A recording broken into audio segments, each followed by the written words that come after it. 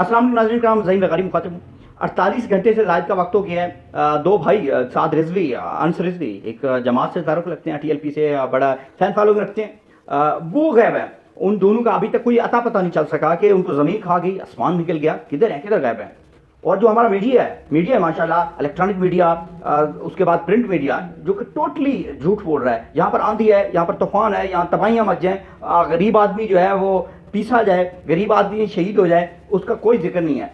वो टोटली झूठ बोलते हैं और टोटली वही खबर देते हैं जो उनके हैंडल करने वाले हैंडलर जो हैं वो उनको कहते हैं कि चलानी है, वही खबर सिर्फ चलाई जाती है, उसके अलावा कोई चीज़ नहीं चलाई जाती। लेकिन समा न्यूज़ ने एक चीज़ की है।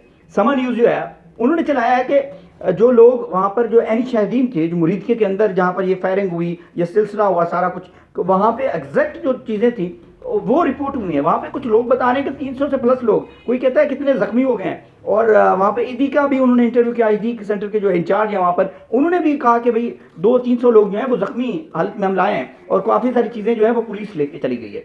अब ये कितनी शहादतें हुई हैं, क्या हुआ, क्या अंसर रिजवी साहब को वाकई गोलियां लगी हैं या नहीं, या वो जख्मी हैं, वो इस वक्त किस हाल में है, ये अभी तक जो है वो प्रॉपर तरीके से कोई रिपोर्ट नहीं किया गया। लेकिन कल DIG साहब आके फरमाते हैं, शाहजेब खानजादा साहब के एक प्रोग्राम के अंदर वो फरमाते हैं कि इनका हमने जो है वो पता लगा लिया है, हमने इनको ट्रेस कर लिया है, अब जल्द इनको गिरफ्तार करेंगे और कैफे किरदार तक पहुंचाएंगे। साद रिजवी और अंसर रिजवी पर दोनों पर जो है वो मुकदमा भी दर्ज हो चुका है, FIR भी हो चुकी है। मैं अगर आपको बताऊं तो इतने दफात हैं कि पहला सफ़ा जो FIR का होता है उस पर दफात ही दफात हैं, यानी कि 302, 324 बड़े बड़े दफात, दहशतगर्दी के दफात इसके अंदर जो है वो शामिल कर दिए गए हैं दोनों भाइयों के ऊपर। और जितनी भी FIR दी गई हैं पुलिस की जानिब से, जितनी भी, चाहे वो लाहौर में, चाहे वो मुरीद के अंदर दी गई, उन सब के अंदर साद रिजवी को जो है वो नामजद किया गया है। और SHO शहजाद के जो है वो शहीद हुए हैं, उनके कत्ल का मुकदमा जो है वो भी साद रिजवी पर दर्ज हो जाता है।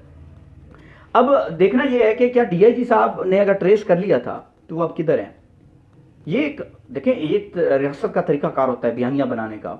मेरा तजिया, मैं कुछ भी कह सकता हूँ, मेरा तजिया ये है कि इसको छुपाया जा रहा है। ऑलरेडी जो है वो इनके हिरासत के अंदर है, हो सकता है वो ठीक ना हो, उनकी तबीयत ठीक ना हो और इसलिए उनको अदालत में पेश नहीं किया जा रहा, इसको छुपाया जा रहा है। बहरहाल मेरे ज़राए और मेरा जो तजिया है वो यही कहता है कि वो इनके हिरासत में है। ये पहले भी करती आई है रियासत जो है, जैसे कि नईमा दर पंजोता के भाई, उनको अरेस्ट किया गया था, उनको अगवा किया गया था और फिर एक ड्रामा क्रिएट किया गया था, एक सीन क्रिएट किया गया था कि जी वो जो है वो डाकुओं की कैद से हमने उसका एक वकूआ बना के उसको बाजियाब करवाने की एक वीडियो भी जारी हुई थी। और इस तरह का जो है रियासत ने जो है वो भोंगा बयानिया बनाया था।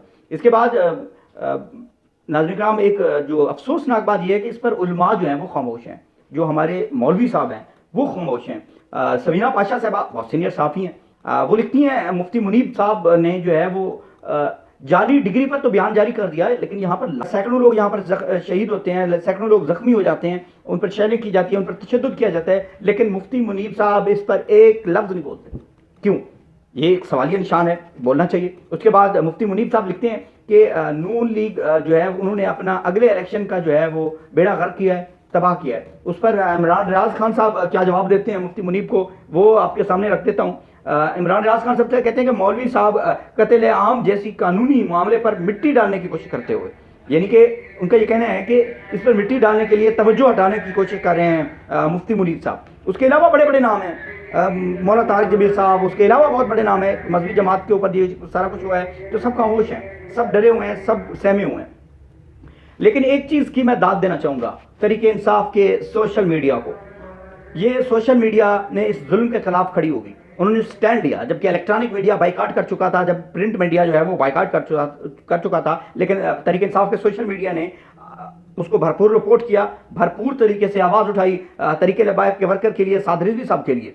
मैं आपको बताता जाऊँ कि यही साद रिजवी साहब स्टेज पर किसी ज़माने में खड़े होकर कहते थे कि नचे ना लंदे पुत्र जिन्हें आज़ादी नहीं ले सकते, यानी कि आप वही नाचने वालों के बच्चे बेखौफ होकर, जब साद रिजवी साहब पर मुश्किल वक्त आया, जब साद रिजवी मुश्किल में फंस गए, वही लोग बेखौफ होकर खड़े हो गए साद रिजवी के साथ और उन्होंने उनको धमकियां आई, उन्होंने अपनी जान खतरे में डाली, फिर भी वो साद रिजवी को दिखाते रहे, साद रिजवी को रिपोर्ट करते रहे। ये एक बड़ा लम्हा फिक्रिया है रियासत के लिए कि अब जो तरीके लब्बैक और तरीके इंसाफ के वर्कर के दरमियान जो फासला था वो ख़त्म हो गया है। अब वो इकट्ठे हो गए, वो एक हो गए। जिस दिन یہ لوگ اکٹھے ہو گئے اس دن پھر معاملات جو ہیں وہ مزید بگڑیں گے.